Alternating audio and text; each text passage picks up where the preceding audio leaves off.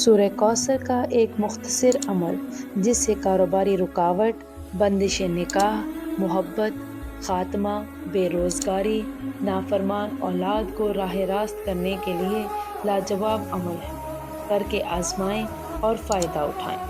طریقہ عمل: بدھ یا جمعرات، جمعے کی رات کو بعد نماز عشاء قبلہ رخ بیٹھ کر اول روز سورہ کوثر 921 مرتبہ، دوسرے روز 921 مرتبہ اور آخری تیسرے دن 922 مرتبہ پڑھ کر نمک اور کسی میٹھی چیز پر دم کر کے عمل ختم کریں۔